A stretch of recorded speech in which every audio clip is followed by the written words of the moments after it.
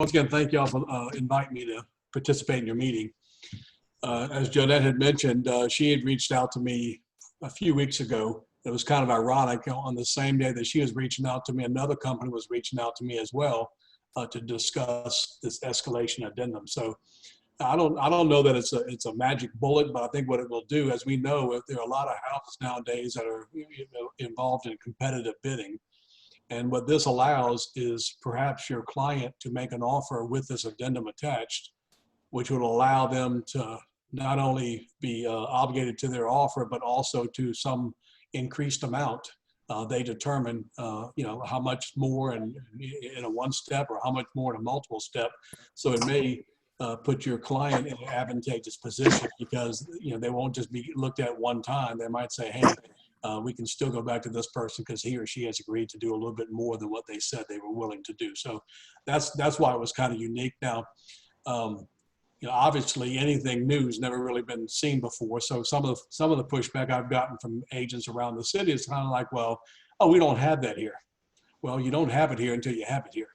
And so I think one thing is, I think it's a competitive advantage if you guys have seen the wisdom and maybe discussing it and using it prior to everyone else. But really, I think whether you like it or don't like it, I think you at least need to learn it because it's going to be seen, and it will affect the value of some of your clients' offers vis-a-vis maybe some other competing offers that are out there at the same time. So that's the idea behind it. Clearly, the form itself is pretty well. Like I'll admit to it, I stole it off the internet, right? But it's pretty clear. Oops. Okay, there it is. All right.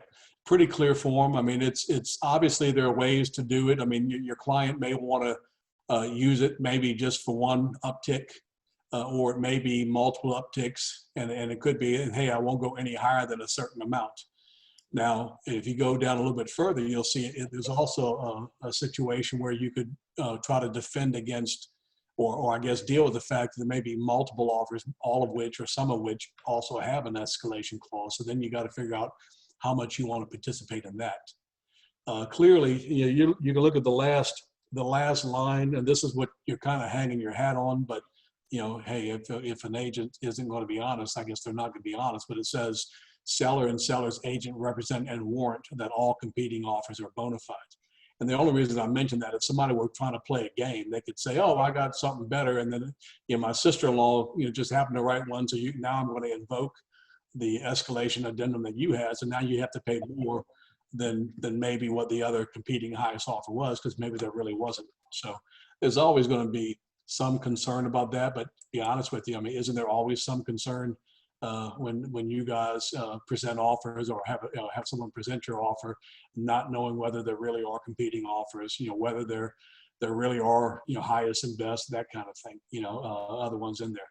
And so I mean, I guess this could be used instead of the highest and best, or it could be used in conjunction with the highest and best.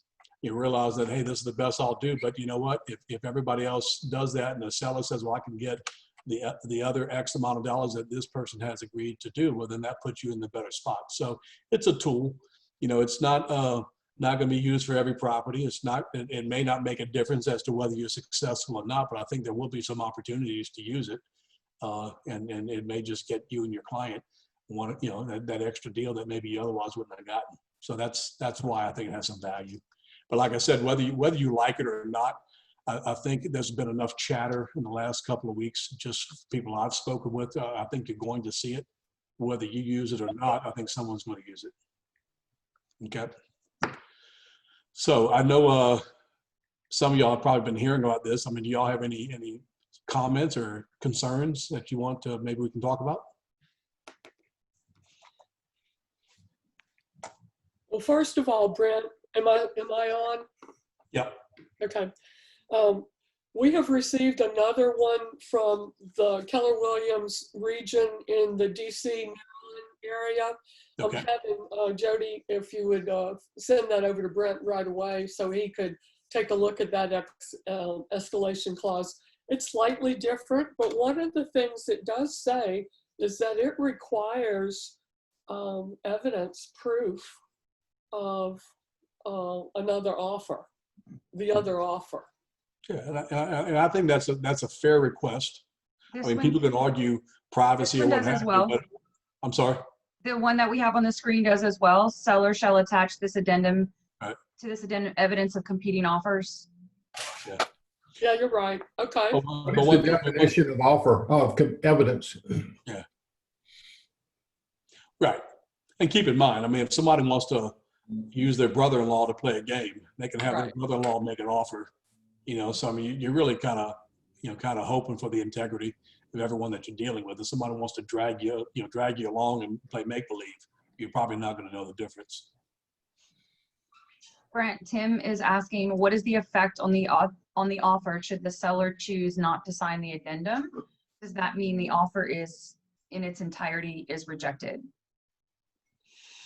I would say yes, because it's a pertinent part of the offer, which has to be, anytime you have a contract, because you have a 100% meeting of the mind. So if I'm saying this is my offer and this is my addendum, I mean, obviously if the seller were to accept it without the addendum, then I guess you could say it's okay in that regard, because they just liked your offer without it. But I think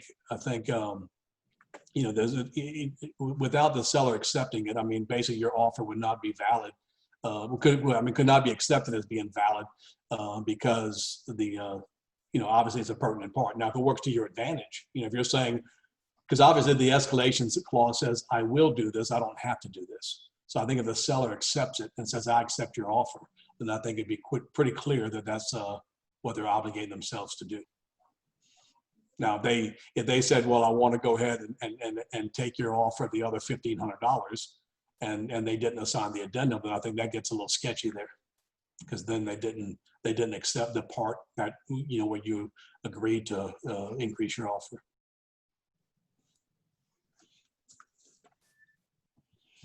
Other comments, questions? I know the other day I was talking to someone, and obviously I don't sit where you guys sit, but I think somebody had commented maybe that, is it FHA or Home Path or whatever, that there is something similar to this, where you put an offer, and it could be there is some provision for an escalation of an offer in that. Is that correct? Has anybody heard that?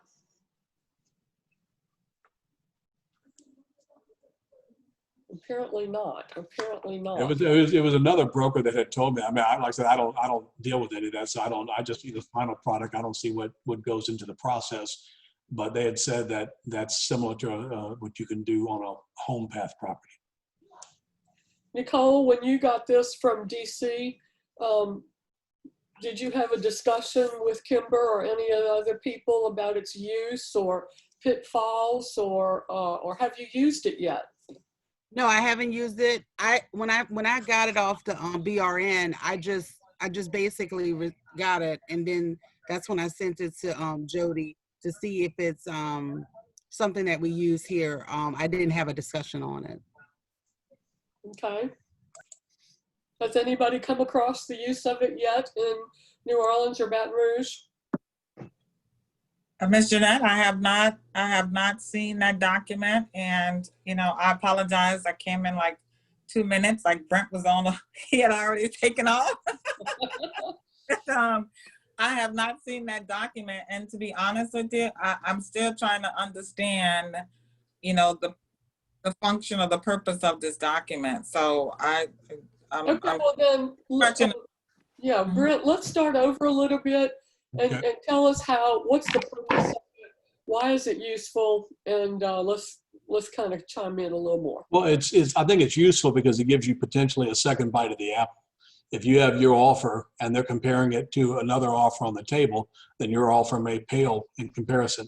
But if you have an offer and you're saying, I'm willing to go a little bit more than the highest offer, well, it may give you a chance to still prevail, even though your initial offer was no better, or maybe just as good, but not better.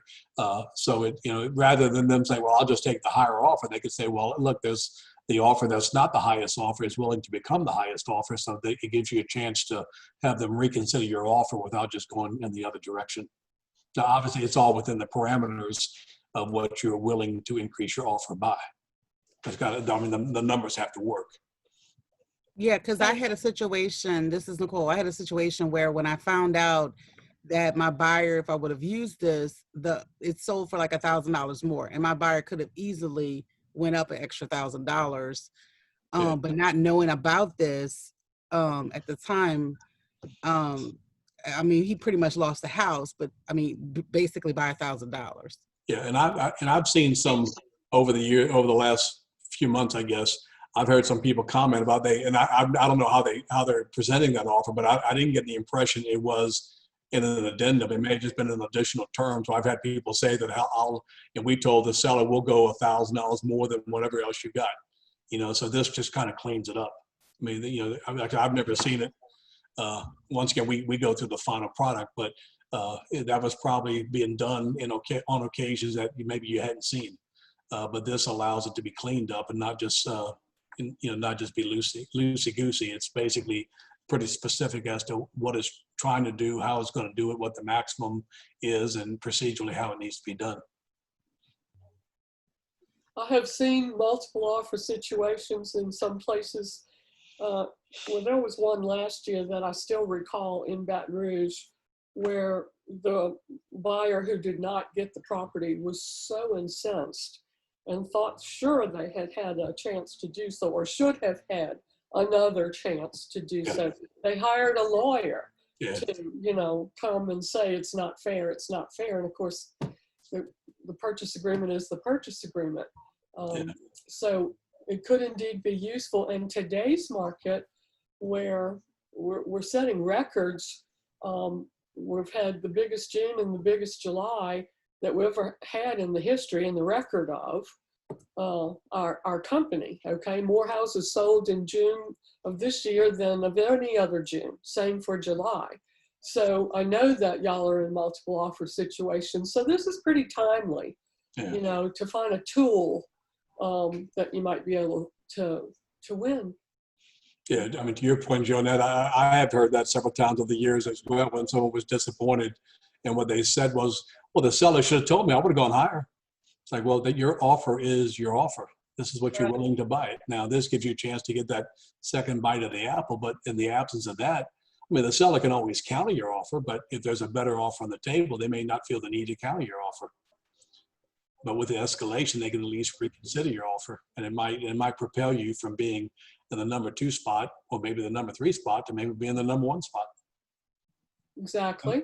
Now, clearly, I mean, the buyer needs to be careful. They don't want to just put too big a number on there, right? Or do it kind of incrementally up to a certain amount, but they need to understand that they are, in essence, obligating themselves to what they're putting on here. This is an offer that could escalate, depending on how you check it off, one time or several times until you reach the maximum. Jody, does this one have a cap like the one from DC? Yeah, it does. That right below where she has a little hand, not to exceed a maximum. Oh, I see. Price. Okay. So Brent, Tim is asking the net sales price, maximum contract sales price, is there a difference? And if so, he'd like some clarity around that. The net sale price on a maximum contract, the maximum contract is what is being offered. The net sales is going to be what it's going to generate to the seller. Obviously, if I'm offering you more, but I'm asking you to pay closing costs for me, it's going to net me down to a different number. Whereas if I'm offering you less and not asking you to pay anything, so that's where the net is coming in. Obviously, so you could argue those numbers could be counterintuitive. I mean, you could say I don't want to exceed more than this, this much more than a sales price, but net price, but then also you put in a maximum, and depending upon how the other offer is structured, those things could work against each other. You know what I'm saying? It's obviously, keep in mind that a seller, first of all, never has to sell, even if you give them everything they want. Sometimes the highest is not the best, depending upon all cash, who's got financing, who's approved, whatever it may be. So there are different ways to structure offers that are, something higher. That's like I joke in the old days, I was in the finance business, and the most important thing we ever used to have to disclose was APR, because you never knew whether a lower rate and more fees was better or worse than a higher rate and less fees. So you always had to convert it to APR and have it proudly displayed, the first thing you saw. And where do we have the APR now? On page 5 of the CD in small print. So things change, but once again, I mean, I could give you a 3% rate and a lot more fees, or give you a 3.5% rate, which may be cheaper for you. And I think that's the same way, something to consider when making an offer. I mean, obviously a well-versed agent is going to do a good job of explaining to the seller, this is what it will net you. But hey, if they fall in love with the fact that it's a higher price and don't get caught up in what the net is, that's on them. You know what I'm saying? I can offer you a lot more than ask for a lot more. And if all you see is the high price and you accept my offer, then hey, that's your problem, not mine. Kim, I think Natasha had a question. Yeah, so I had an agent use it on me, and it was just verbiage that was written into the purchase agreement. And I liked it, and it worked for him. So I was like, okay, I'm going to use it one day. And this happened probably about a year ago. I wrote it into an offer because, the agent said we have another offer on the table. And so when I put it in, he came back and said, well, my seller doesn't want to use your escalation clause. He's decided to just work with you. And this is our counter, which was the max number of the escalating number. Right. And I just thought that was kind of strange, because to me, it kind of showed our hand on what our highest amount was. I was going to say, he knew what you were willing to go to. So there you have it. Yeah. And in all fairness, even with this form, they can still get you there. They can get somebody else to put an offer together that gets you to that point that you've committed to. They can get you there anyway without even having to come back and ask you to accept. You know what I'm saying? Right, because I mean, we could have only gone up 500 over the other offer, because obviously the other offer was lower, but then he's like, oh man, they're going 3,000 over what the other offer is. So I'm gonna just say, well, we're not going to work with that other offer. We're going to only work with you, but I'm going to counter you back at your highest amount. And that's where I was like, man, I got really nervous about using that escalation clause again. And of course, now I wish I would have used it, because I've lost literally 4 deals in the last 2 weeks. Yeah. Wow. Maybe from not using it. And keep in mind, I mean, obviously, most of the conversation I've had with this has been for 1,500, 2,000, something like that. But you get a big high-end property and someone really wants it. I mean, this could be a $20,000, $30,000, $40,000 jump. You never know. If somebody really wants that property and this is the last one there to go get, it could be even a much larger number. And then, and this form doesn't really deal with it, but obviously the contract itself, if you have all the appropriate boxes checked off, there's still going to be contingencies as it relates to appraisal. So obviously, if you go another 1,500 or 3,000, you would think the appraiser ought to be able to get you there, but maybe not. And then so that still creates another issue potentially down the road. If the house appraises for less, does your client agree to do it and come up with a difference in cash? Because obviously the lender's not going to lend they're going to lend on the appraisal, not the sales price. So that creates a potential out, but it also may be a potential renegotiation where because if your buyer wants to stay in the contract, then the difference is going to be cash. And then the question is, do they have the cash? 1,500 is probably a lot easier to find than 30,000. Of course, I guess if you're willing to make an offer that has a upside of 30,000, you're probably rolling in some cash anyway. So I guess it just depends on how badly you want it. Brent, so we have a question. The escalation clause is to be attached as a contingent. It's a question. The escalation clause is to be attached as a contingency to the initial offer. So hypothetically speaking, someone offers 2,000 more than your initial offer. If you were to include 2,000 in the escalation clause, would your principal offer be priority? I mean, priority. I mean, obviously, so you're saying the original offer was how much? You can say it again. 2,000 more. Let's say you put your offer in, someone else offered 2,000 more, yet that you included that 2,000 in the escalation clause. So they're asking, would your principal offer be priority? Well, I don't know about priority, but I think the way I would see them viewing it as your offer, the other offer, that's the higher offer, then adding the escalation amount to that second offer. So, I mean, you may get there, but it's probably going to cost you the 2 plus the 2, if that's what your offer was. I mean, they can still choose either one they want, But what I'm saying is I think the obligation of what your offer is putting out there for you is $2,000 more than any other better offer. Mhm. So if it's going to net 2 better, then your client probably just obligated themselves to 4 more Mhm. if it doesn't exceed the maximum cap that they had on there. Well, one thought on that from me is that there is no priority of offers. There's no first come, first serve, no Right. anything of that nature. So that would be important. Yeah, no, At no, least you're for right. the You can, seller. some agents, I mean, obviously y'all know I teach a lot of CE and every now and then I run across an agent that says, no, they got to present them in the order they have them and make a decision. It's like, no, they can throw them all on the table at the same time and just find out which one they want or whether they don't want any of them. It's not, like you said, it's not a priority thing, but in terms of a higher dollar net yield to the seller's going to say, you're lower, they're higher, you agreed to go $2,000 more than the higher, so that may result in your buyer obligating themselves to the $4,000 under that fact pattern.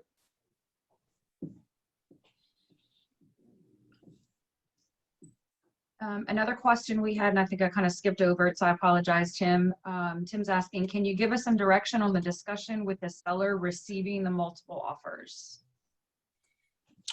Well, obviously there's different ways to do it. I mean, you hear some agents talk about highest and best, and that's really, there's no rule or a law that says you have to, you don't have to, but that's typically something that a conversation that you have with your seller and they decide whether they want to do it or not. So I think that's a discussion. This is a discussion. I think what you tell the seller is, look, we obviously have several offers. We have maybe 1 or 2 that might be more motivated than others. And, you know, anytime you get, I mean, a seller can't negotiate more than 1 contract at a time anyway, right? So, I mean, they got to decide which one they want to try to accept or counter. They can't say, I'm going to counter all 3 of y'all and all 3 of y'all come back.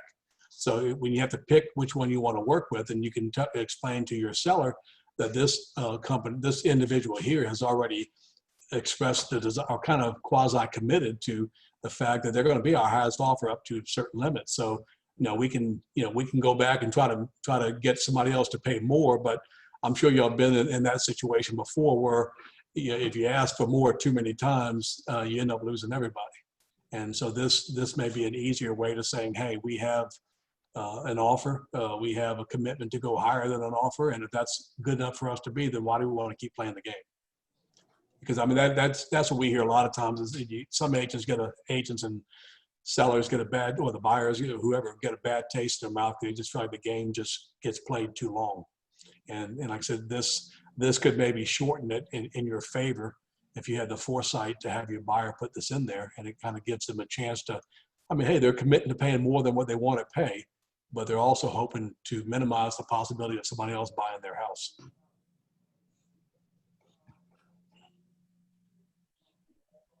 Thanks for that discussion. Sure thing. Can y'all see the multiple offer presentation form on the screen? Yes. Mhm. Okay. I've So never we seen have- it actually. What's it? How's it used? Do you have, when y'all do these, do y'all break it also, do a net sheet? You can do a net sheet. We have net sheets Oh, as well. I guess you got net on the side there. Okay, yeah. Yeah. Because obviously, I mean, we all do this for a living. Sellers don't, so I think they got to understand a lot of things, because we get questions all the time. People say, well, why am I paying the buyers, homeowners insurance? Well, because you agreed to pay up to $5,000 towards something. And that's what part of that something is, but they get caught up in it. So I think it's easier for them to see it in paper, not just looking at a dollar amount, but saying, hey, this is what you're agreeing to do, and this is what you net. Mm-hmm. And it's also, and not to mention, it's also an LREC requirement that you provide a net sheet to the, that is one of the, I think 35 ways to lose your license. If you don't tell the seller what this offer would net them when they complain later on that they didn't know, they're going to complain that you didn't tell them. Gotta document it, right? Yeah, yeah, definitely. And then there's the multiple offer notification that you can use as well. If you've got the seller where you're wanting to present that. Yeah. That's an option as well. Yeah. Please remember, everyone, you have to have the seller's permission to notify anybody else that they are in a multiple offer situation. Not every seller wants other buyers to know that. And they can have good reasons.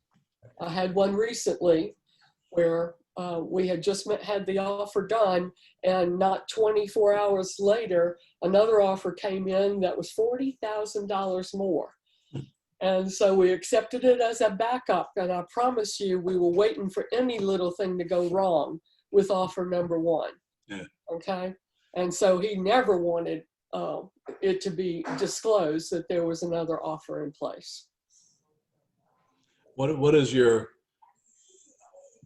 do you see happen? I guess your history when you have buyers notified that they're in a multiple offer situation. Do you find that the vast majority of them wish to represent and participate, or some walk away? I see both very regularly. Mhm. Me too. Yeah, you see both?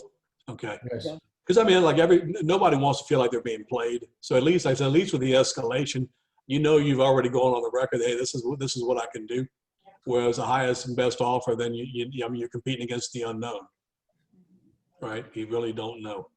And it also depends on the buyer, where the criteria for the buyer. I Right. mean, that amount may be their limit, so they can't get in a bidding war. Yeah. Well, and then I think I'd commented, maybe it was last time we were on this meeting, it creates another dilemma too, because, we know that, first of all, the seller never has to accept any offer, and which is kind of supported by the fact that sometimes a seller will receive more than what the house was even listed for. So obviously, if I'm willing to pay more than what you're asking, then you don't have to accept what I'm asking. But then when you're working with a buyer and you're in a competitive market, and they ask you what's this house worth, and you give them the CMA, and then they're saying, okay, that's what I should bid. No, you ain't going to get it for that. You probably, I need to tell you that you need to bid more, but I can't tell you it's worth more, because it's not worth more yet, but it'll be worth more soon. But in the interim, you got to be careful. You're trying to advise them how to win a bidding war, but not tell them that it's worth that, because it's really technically not worth that based on the CMA you just gave them. But it will be probably next month or maybe the month after, so you got to be careful with your wording on that. Yeah, and that same consideration goes when you're presenting that offer at a higher level than your CMA. You also have to consider that the appraiser is looking at the same information, and that appraiser is not going to be what is anticipated, but what is passed. Yeah, and I agree. But and like I said, usually you think either the appraisers or the listing agents, everybody's the smartest people in the room, right? Because you say you're selling it for this, and lo and behold, it usually appraises for that. But not always. I mean, sometimes you might squeak out another 1,000 or so, whatever. But I mean, how often do you see a house appraised for a lot more than what it was being sold for? I mean, usually when you see it, it's like, man, I wonder what it's really worth. The appraiser says it's worth 40 more than what they had to say. Hell, it might be worth 75 more, because usually they don't give you much more than what you're asking for if they can give you that. Then that may cause another challenge with the seller, because the seller would say to the agent, well, wow, you really underpriced my home. Yeah. Yeah, well, once again, I think that's when the CMA comes back and defends you. Say, hey, this is real data. This is what it's worth. But you get in a competitive market, and sometimes people get caught up in it. It's kind of like doing a live auction, right? Sometimes you bid more than you wanted, but if there's a diminishing supply, and that's how you need to be somewhere, and that's where you want to be. Well, then who knows what you're going to pay for it? And that's the value of consultation on the front end. Yeah. Right. Anticipating what you might expect with, when you're listing the property. Yeah, I still remember one of the biggest mistakes I made early as a closing attorney was when someone, because sellers always ask, and now it's, oh, I don't know. But they say, well, do you know what the house appraised for?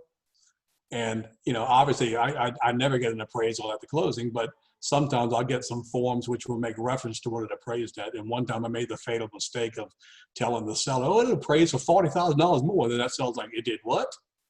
Yeah, I don't know that I want to sign. That's, I'm underselling it. It's like, well, you're obligated, but yeah. So now hey, I don't know. They don't tell me. And I kicked you under the table. But hey, it's awkward. I mean, right. I just kind of slithered out of there at that point. It gets really uncomfortable in a hurry. I bet you did. Yes, you learn the lesson the hard way, right? Yeah, but but I have a brother that had bought a house in Houma, and I forget the exact numbers, but he might have paid $300,000 more than what it appraised for. Like I tell people, and I use the story a lot in my CE classes, he really wanted the house. And he says, well, they're throwing in all the furniture. I said, not that much. But you know what? That's where he wanted to be. That's, you know, I just did a major renovation of my house. Do you think it's worth it? No, but it's what I wanted to live in, you know? So you never can underestimate what people want to spend to have what they want to have. And it's their call if they can afford to do it. Brent, and maybe Jonette can answer this. Also, do you have to respond to every offer? This is a question on yesterday for someone. Well, I think it's a good practice because obviously the agent's responsibility is to present all offers, and those can be kind of suspect. So I think if you gotta, even if the seller doesn't himself or herself respond, you have a duty as an agent to annotate that you in fact presented it to them, and this is what happened. Because I think everybody needs closure in their life, and the argument is that unless someone responds that you know, in some fashion that it's not being accepted, at least the buyer can get on with their life and go move towards another property, as opposed to some seller. Look, I mean, look, I used to be a property manager. You know, I'd have a house, you know, up for sale for 100,000. Someone says, how about 30? Well, you want to say, go fly a kite, and you want to ignore them. But, you know, if nothing else, you know, I would just put rejected to where they, at least I knew where they stood, you know. But I think the real estate commission is pretty clear that you need to present all offers, and to the extent that your client doesn't respond in writing, but they've kind of verbally told you what their thought process is, you need to annotate all that as a response. Even if the client doesn't sign. Even if the client wasn't? Doesn't sign. Yeah, I'm saying, but if the client says, you tell them I'm not going to sign, they say, look, I'm not accepting, but I'm not going to sign it, and you put on there, I presented to the offer in such and such a date. He told me he's not going to accept it, but he would not sign. That's true. And that documents what really happened, and it gives closure on the other side.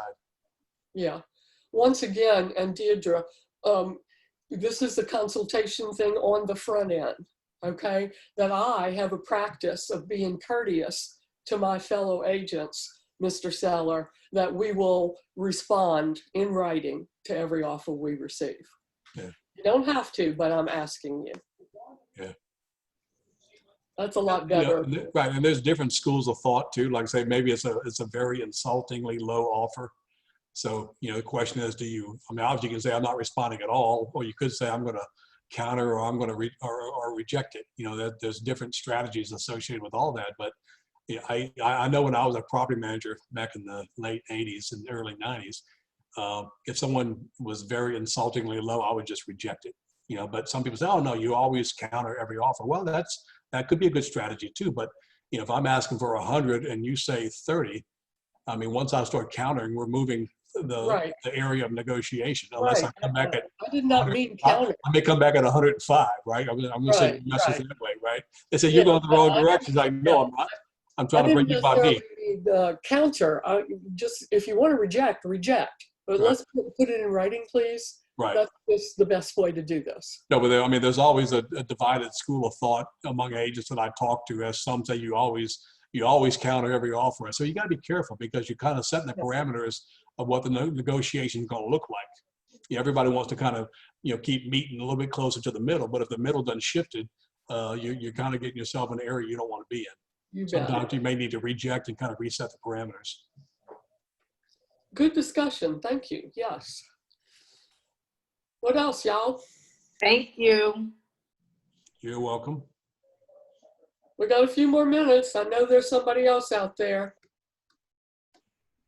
Got another story of how something happened, or that's something you can share with us that we can all learn from? Well, within the multiple offers, the ones that I dealt with, I didn't receive any documentation from either one of the agents. And I think it was like 3 or 4 of them.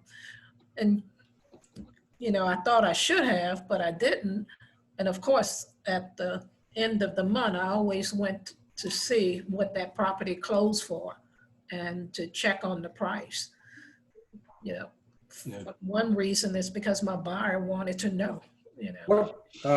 To follow up on that not receiving, what evidence, and I use the term because it's in the form, but what document or evidence would you ask for that would be reasonably expected to elicit a response from a buyer's, a Well, seller responding to that for highest and best? Well, email or something, and I knew there was a form of multiple offers that usually if agent is in a multiple offer situation, they would send out an email or they'll send out a document for the buyer's agent to sign. Well, as Johnette knows, I'm much more of a fact and evidence guy, and I wondered what document I could ask for with some reasonable expectation of getting a response to document the actual statement that that there were other offers and they're seeking the highest and best in support of a highest and best. Could you ask for a multiple offer notification form to be used? Yeah, that's probably something we could have. Again, I still want to know what offer, not what offer. I want to know that I'm competing with an actual offer, kind of like what our presenter said here today, what Brent talked about. People are going to use that if they can. And I've had that happen. And I'm wondering if there is a document that we're more likely to receive by asking for it than not. Well, I mean, my belief would be, depending on what the seller's trying to accomplish, it would be formalized. You know, if the seller has multiple offers and wants to decide from those, or maybe renegotiate one of those, then you really don't have any opportunity there. If the seller wants to try to let everyone compete against himself and alert them as to a multiple offer situation, then you will receive that notice. So I think if you're not receiving that notice, I think the seller's already told you that they're really, you know what I'm saying, it's not, they don't have a duty to come back there and ask you to increase your offer, because they may have decided to go down another path with another offer on the table. I'm to the point now where I'm past them accepting an offer. They're sending me a notice that they have multiple offers, and I'm trying to find out what evidence I can ask for or that should they provide of those other offers for me to have a valid question. It'd be kind of hard other than that actual notice, because I mean, they couldn't tip the hand of what the other offers are. So I don't know, in the absence of that, what you would get. Well, I've often suggested the signed page of the offer itself without any reference to details. So I just was wondering if there was. Once again, I think you in these situations, you always have to proceed with caution, because if somebody wants to play you, they can probably play you. You probably have to accept the fact that there is some exposure. If you're agreeing to compete against something else that you don't know, with 100% certainty that's out there, that's a risk you take. Same way here, that you're kind of blindly committing yourself to paying more than the highest offer. Once again, they need to provide you evidence. Okay, you won because here is the highest offer, but how do we know that highest offer was really a legitimate offer? Okay. It may be my brother-in-law. So I think you got to take all of that with a grain of salt. You don't want to, leave yourself too open. But I mean, I know y'all, probably a number of y'all have probably had some buyers that you've worked with that have consistently lost out on, an offer each and every time they do it. So this may be something to have a conversation with them on, saying, hey, this may increase the opportunity, but it's not a magic bullet. I mean, you can still lose. And I guess, the more that this escalation addendum, creeps into everyday use, then you might, like the form provides for, you may be competing against an escalation offer with your escalation offer. Brent, I Who was think it? Was Deidre? You ready to ask a question? Deidre had a question. Legally, they don't have to do anything legally, right? Legally do anything in terms of what? Answering the person, telling them multiple offers. Well, they have a duty, obviously, to respond to contractual, offers and things like that. Now, do they have a duty to notify you that there's multiple offers they're considering? Not necessarily. Yeah. They may choose to do that because that's the strategy the seller wants to employ. But they have to respond to offers and counter offers and things like that. And as we discussed earlier, if the party themselves doesn't want to do it, then you as the agent would have to annotate it for them. But they don't have to let you inside their head as to what they're thinking.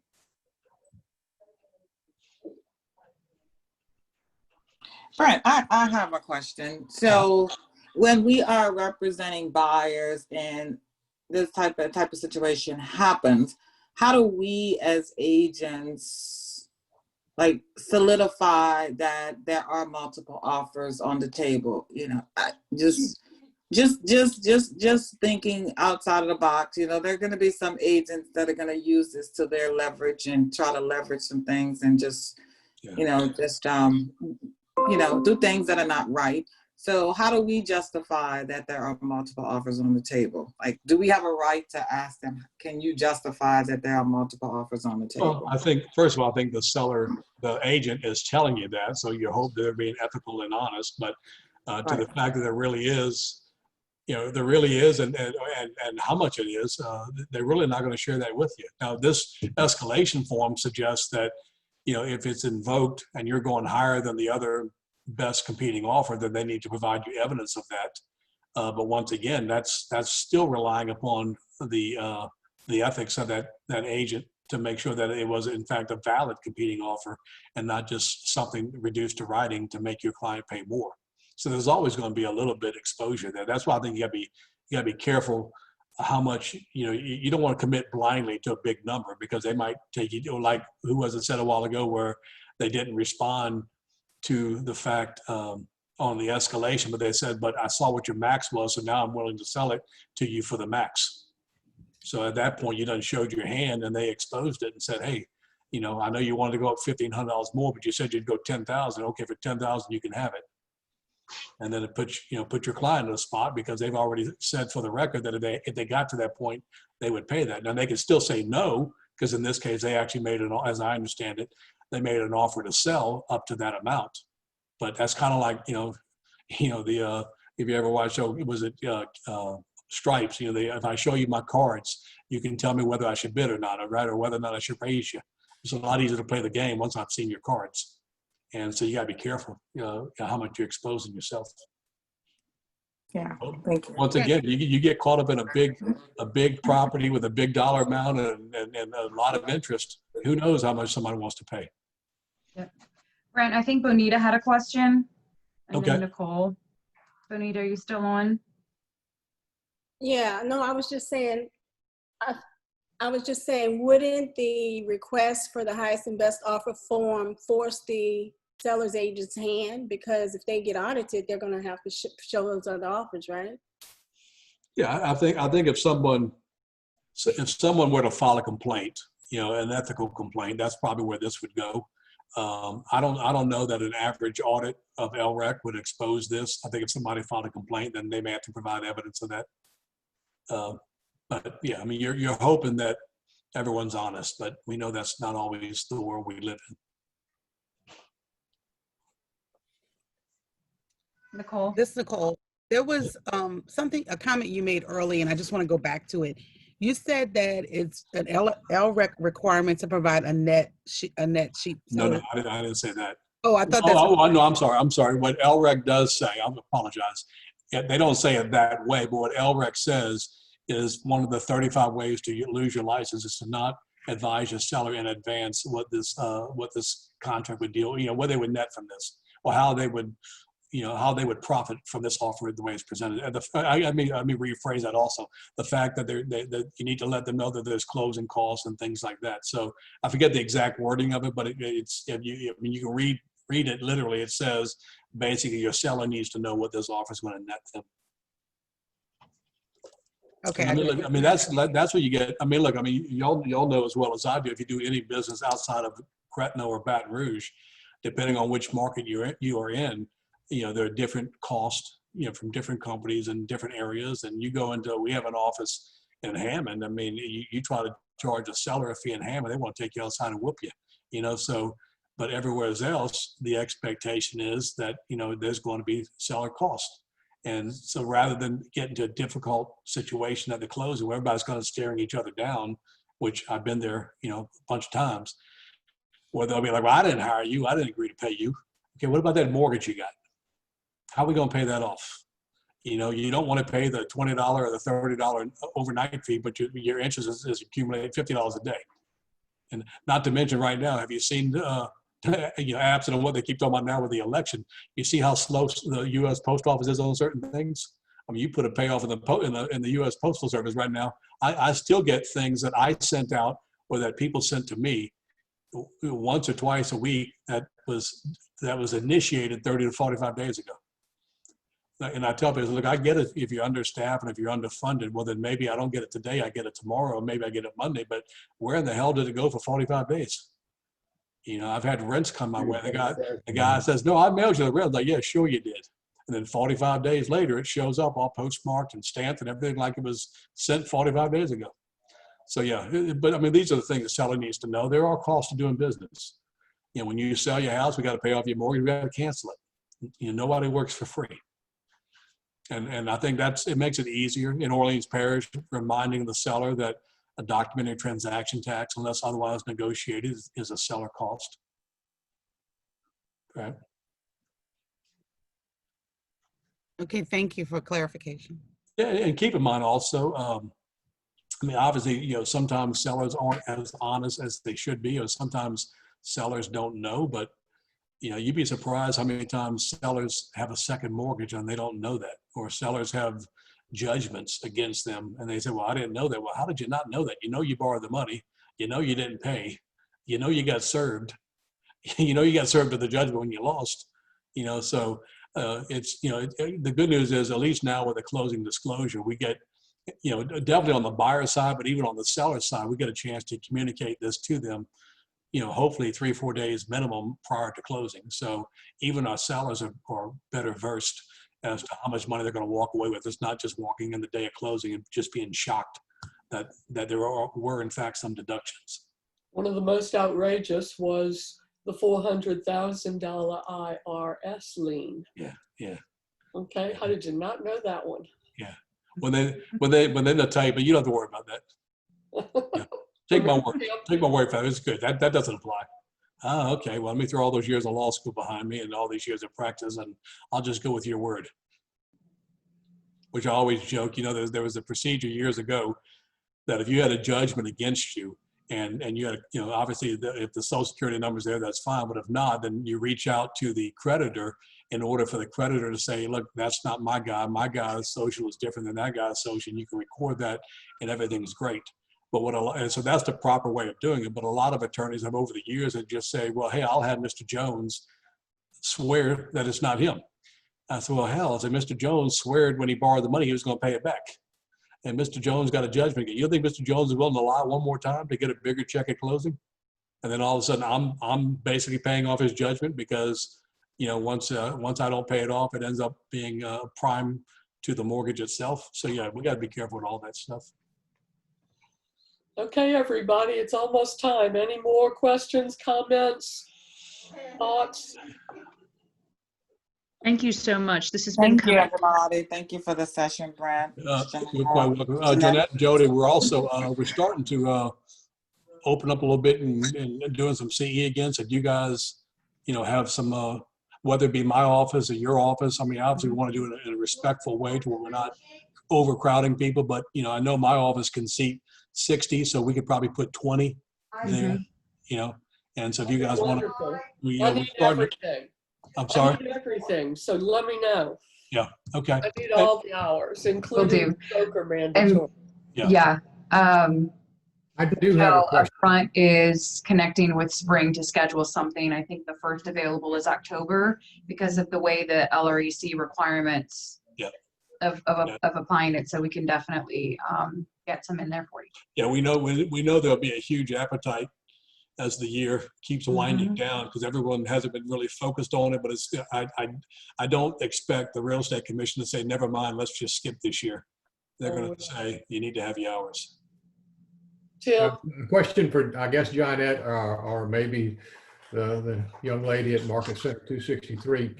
Can we get a copy of the 2 Keller Williams forms that were screened, shown on the screen?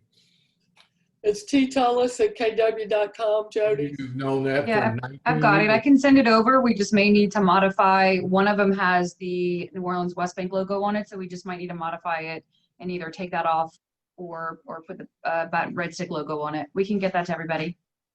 Whatever you have, that'll be great. Anybody else? 10 million thanks, Brent Laliberte. We appreciate it. Thank you, Brent. You're always engaged. Have any questions? Y'all know where to find me. Thanks, Brent.